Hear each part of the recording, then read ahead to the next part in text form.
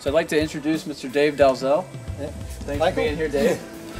He's going to go through the individual pieces of the trailer, and with his 25 years of history with Jamco, he's going to really explain to us what separates this trailer from all the others. So Dave, this is sort of a cross-section of the trailer, and this is probably the meat and potatoes of what separates this trailer from others. Can you explain to us a little bit what I have here? You're exactly right, Michael. This trailer is built uniquely different from anybody else in the marketplace.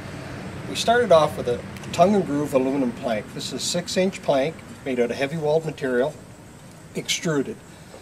This plank gets all its strength run lengthwise in the trailer, and that's what gives it the tremendous strength, the side strength on it. And how does that compare to other trailers? I mean, don't you normally, I've never seen anything like this, so how do you build another trailer? Most trailers are built with a post, like you'd build a house, a stud wall with a skin riveted or welded to the outside, and then a liner put on the inside. That is typically, historically, way trailers are built, aluminum trailers. I can see if you've got that much, extra support strength, it must be, basically your whole trailer wall is in support versus having support in sections. That's true. Yeah, it gets tremendous strength running lengthwise, and it leaves the trailer clean and smooth inside. There's no protrusions to the inside of this trailer at all. Yeah. And then how does that tie into the floor? Yeah. Well, this bottom plank we use in different trailers, but we use a 5-inch and sometimes a 3, but lots of times an 8, different lengths of trailers. This plank is continuously welded on the inside of the trailer to the main frame. And as you can see here, and then the floor is set into a channel, and it is continuously welded into the frame as well. So there's tremendous strength in the bottom end of this trailer. It makes the trailer 6 inches deeper no matter what frame you're doing it in. Is that common? Very uncommon. Yeah. Nobody else does that. Yeah. And then the roof is also interesting. I've never seen anything quite like that. Yeah. What's the idea there? We put a skin on the top of it, just like other trailers are. And I think 2006 we came up with this new roof extrusion which drops over the plank, and then if another roof plank goes in, so now the roof is tongue and groove as well as the sides and the floor. And is that just to prevent from twisting? No, it gives a cleaner, brighter finish inside, and it gives a lot of strength. If a horse happens to rear up, he's not going to poke his head through the roof or dent the roof.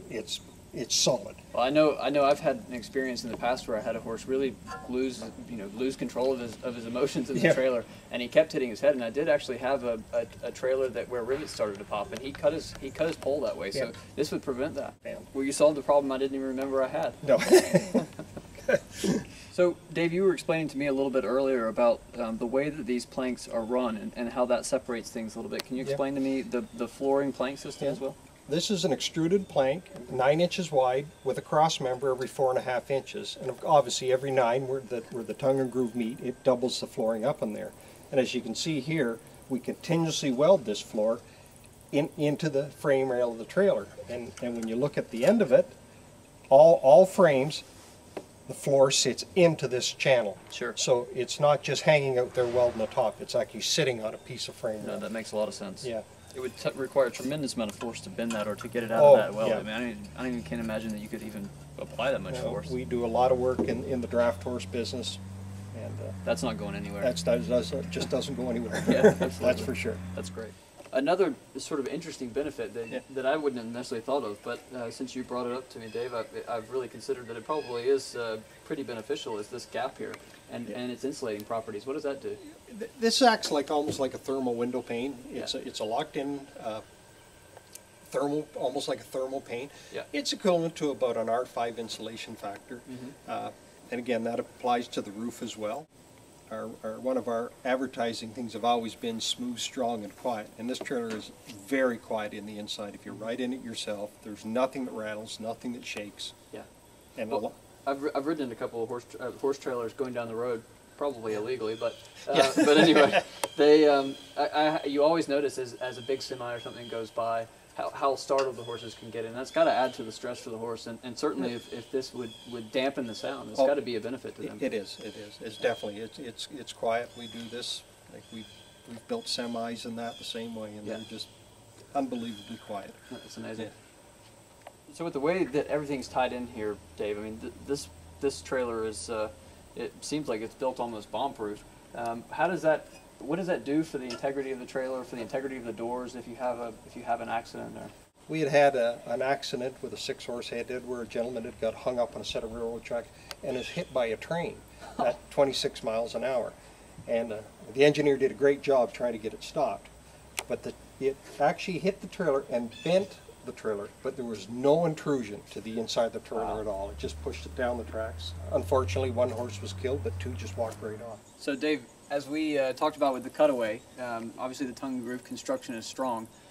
But you know, for everybody watching, I mean, if you go up to a lot of other trailers and you push on the wall, you see a bend and a flex. You have to move the whole trailer here in order to get anything to move away from you.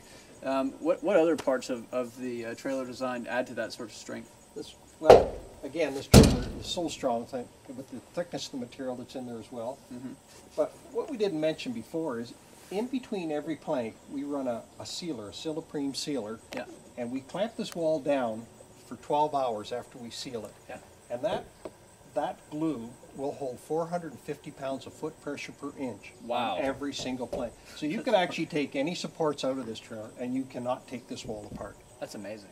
Additionally, in you know, a normal construction method where you have a skin over a skeleton, we'll say, one of the things that I've always noticed is you have sort of a pop and a bow. Obviously, that can't happen here. But what causes that pop and bow? Well, manufacturers will either rivet a skin on, or huck bolt it, or they'll weld it to the post inside, and that the heat alone or the rivets cause the material, as you pull it in, makes the material bend and flex a little bit. So right, sure. It creates a weakness wherever that is. Now, yeah. There are a lot of well-made trailers in the countryside, but a lot of them have gone away from the rivets, but yeah. There are still some manufacturers that use the rivet skin on it. Sure, and I guess that, I mean, anytime you have that skin or you have a rivet, I mean, that's certainly a weak point that if there is a problem, it could potentially add to sharp edges in the trailer. That's true. Any time you punch a hole in a trailer to put a rivet in or a bolt or something like this, it's a weakness in the trailer. So Dave, with this strength of construction, clearly there are safety aspects to that, but there must be some financial benefits over time as well. Can you tell us a little bit about what sort of financial warranties there are and things like that? Yeah, well, we warrant the wall structure for 20 years against any structural breakage. Yeah. We warrant the main body of the trailer for 5 years, yeah. And we put 1-year warranty on little incidental things, you know. Wear parts. Wear parts, lights, you know, yeah. A bad tire, something yeah. Like that. Sure. We look after all that. Mm-hmm. But probably the main benefit is if you ever look on the website, try to find a used Jamco. I mean, they're just not out there. People keep them forever, and there's a lineup of people waiting to buy one because they're virtually indestructible. Yeah. It's amazing. Soap and water and a good clean, I tell you, to make these trailers look new after 20 years. That's amazing. It's really amazing. I wish to thank Jamco for partnering with us on the Road to Recovery, which is my campaign to help improve trailer safety, and a portion of all proceeds from Jamco trailer sales will go towards the Road to Recovery, and in turn will go towards improving safety in horse trailers. I think Jamco is by far the best trailer for the worst day of your life, and I think if you give it a chance, you'll see the same.